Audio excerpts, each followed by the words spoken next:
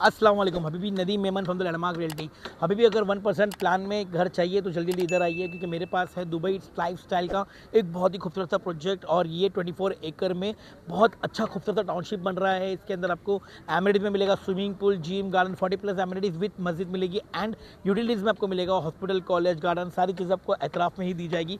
1 minute walking distance पर आपको मिल जाएगा। बेस्ट पार्ट ये है, बुकिंग इन फुल स्विंग है। जो भी मनपसंद फ्लोर या व्यू अगर आपको अच्छी लगे वो आप बुक कर सकते हो। एंड रिफंडेबल बुकिंग होती है। एंड ज़्यादा जानकारी के लिए फ्री में पिकअप एंड ड्रॉप के लिए आपको इस नंबर पे कॉल करना होगा। कॉल बिजी है तो व्हाट्सएप करना होगा। खारगर रोड रेज घटना को लेकर हिंदू संगठनों का खारगर पुलिस स्टेशन के बाहर धरना प्रदर्शन की। इज्तिमा आयोजकों के खिलाफ मामला दर्ज करने की मांग।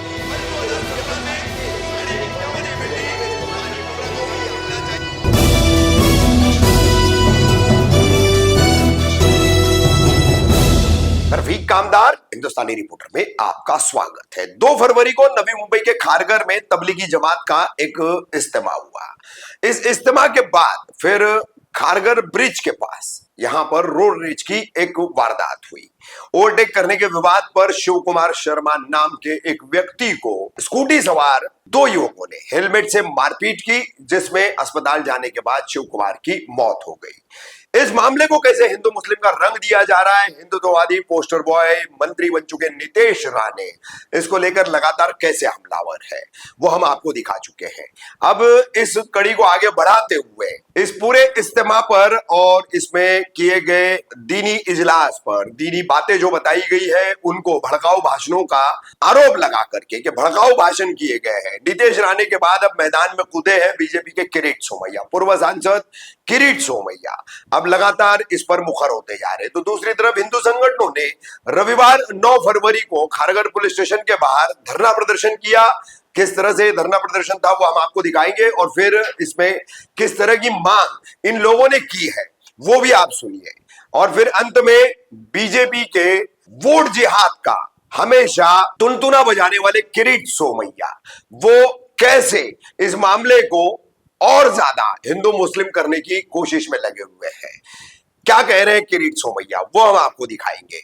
इज्तिमा आयोजकों पर अपराध दर्ज करने की मांग की जा रही है। स्वयं सेवक रख करके, वॉलंटियर्स रख करके इज्तिमा आयोजकों ने ट्रैफिक का नियोजन किया था, तो ट्रैफिक विभाग को भी जो है और उनको मदद करने वालों पर भी अपराध दर्ज करने की मांग की जा रही है। तो खारगर की रोड रेज की वारदात अब महाराष्ट्र में ही नहीं देश भर में चर्चा का विषय बनाई जा रही है, और कैसे इसको लगातार हिंदू मुस्लिम का रंग दिया जा रहा है देखिए। अमर रहे, अमर रहे, अमर रहे।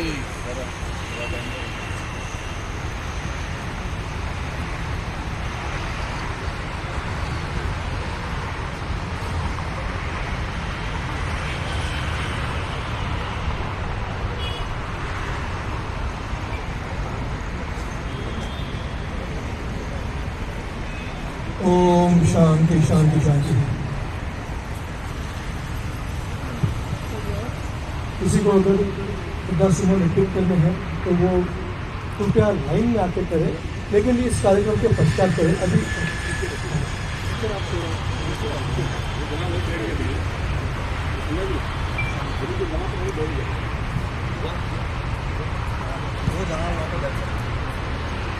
सब अपनी अपनी जगह पर ही रहेंगे, अपनी अपनी जगह पे।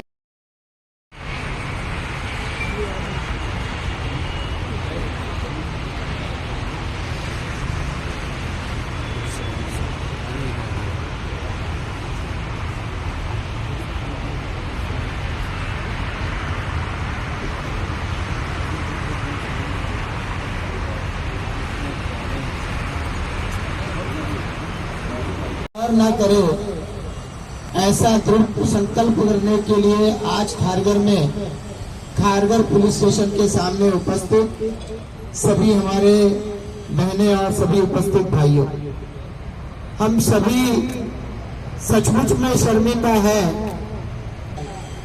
जिसे हम प्लान सिटी, एक सुनियोजित शहर कहते हैं।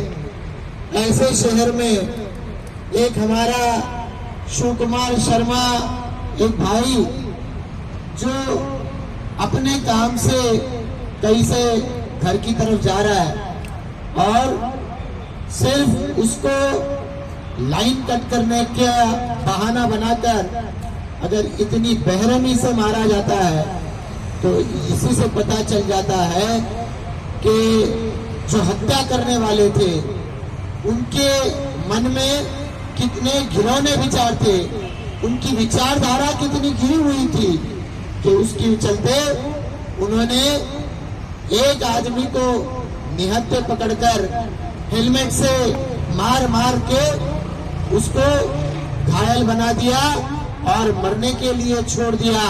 ऐसे हत्यारों को और ऐसे हत्यारों का समर्थन करने वाले का हम धिक्कार करते हैं और ऐसे लोगों को जब तक सजा नहीं मिलेगी तब तक हम चैन से नहीं बैठ सकते। हम सभी अपने आप में एक जागरूक समाज के प्रतिनिधि खुद को कहलाते हैं, पर दुर्भाग्यवश आज हमें ऐसे धरने पर बैठना पड़ता है जहां पर 7 दिन तक एक हत्यारा सीसीटीवी के इतने कवरेज के बावजूद भी पकड़ा नहीं जाता, उसके बारे में कोई जानकारी आम जनता को नहीं मिलती।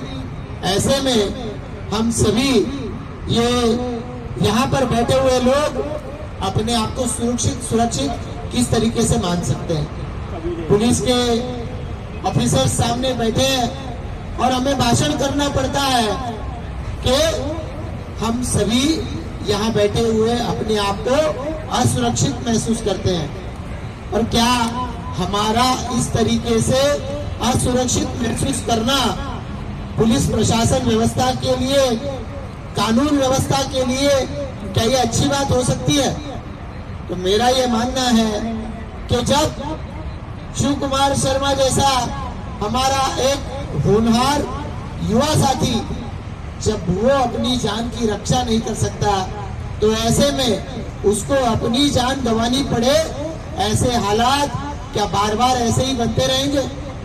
क्या ऐसे हालातों में उसकी रक्षा के लिए हम जैसे भाई जो उसके इर्द गिर्द थे, जो हमारी बहन ने अभी बताया कि वहां पे हम लोग थे, जो लोग खड़े थे वो निहत्थे तो जरूर थे, वो निधर्मी शायद हो सकते हैं, पर क्या वो कायर थे?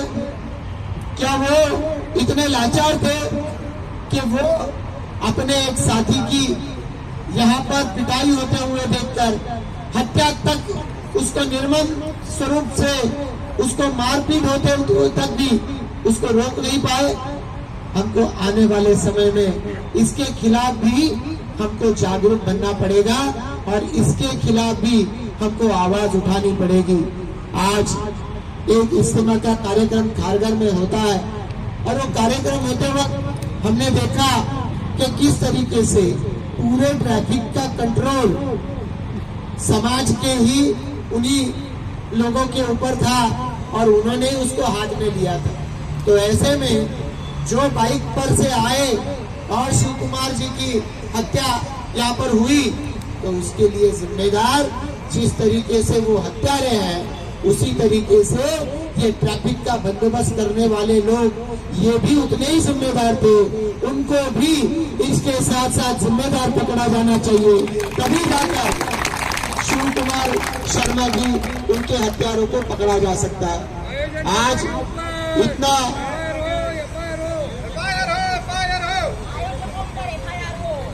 आज हम लोग अगर देखते हैं कि हम लोग अगर शिव कुमार शर्मा जी के हत्यारों को 7 दिन तक नहीं पकड़ सकते हैं तो ऐसे में जो लोग वहां पर आए और जिन्होंने मारपीट की है, जिन्होंने हत्या की है, अगर उनको पकड़ना है तो आयोजन करने वाले और आयोजन में हिस्सा लेने वाले, ये ट्रैफिक का मैनेजमेंट करने वाले, इनको हिरासत में लेना होगा, इनको अरेस्ट करना होगा, तभी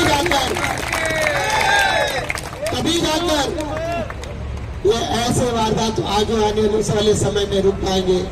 जब हम सब लोग मिलकर ऐसे वारदात का धिक्कार करने के लिए इकट्ठा आते हैं। इतनी हिम्मत कैसे आई? और ये हिम्मत उस कार्यक्रम से पैदा हुई मैंने पुलिस से आग्रह किया उस कार्यक्रम में जो भाषण हुए उसकी भी जांच हो। और दिन में ये क्या बांग्लादेश में हिंदू की क्रूर हत्या होती है, आज यहाँ पर भी करने की हिम्मत हुई। पुलिसों को मैंने कहा है 2 दिन हम इंतजार करेंगे। पुलिस ने आश्वस्त किया, उनका प्रतिनिधि भी उपस्थित था कि 2 दिन में गिरफ्तारियां भी होगी, पीछे कौन है ये भी पता चलेगा। अब जब पुलिस ने कल मुझे कहा, आज कहा, पुलिस अधिकारी ने परिवार को आश्वस्त किया, तो हम 2 दिन इंतजार करते हैं। लेकिन मुझे विश्वास है कि आरोपी तो हाथ में आ जाएंगे, लेकिन आरोपी के पीछे की शक्ति भी, जो 2,23,000 बांग्लादेशी ने अक्टूबर से दिसंबर के दरमियान जो जन्म प्रमाण पत्र का एप्लीकेशन किया, वो घोटाला हमने एक्सपोज किया। मालेगांव में भी आजकल क्या भाषण हो रहे हैं, मैया यहाँ कैसे सकता है, ये मालेगांव है तो मालेगांव क्या पाकिस्तान है? मालेगांव में मैं कैसे आ सकता है? मालेगांव का घोटाला मैंने निकाला इसके लिए, ये वोट जिहाद का एक भाग है। लेकिन देवेंद्र जी ने कहा है मुझे, मुख्यमंत्री ने, हम एक एक को सीधा करेंगे, इसके पीछे जो भी है कार्रवाई होगी।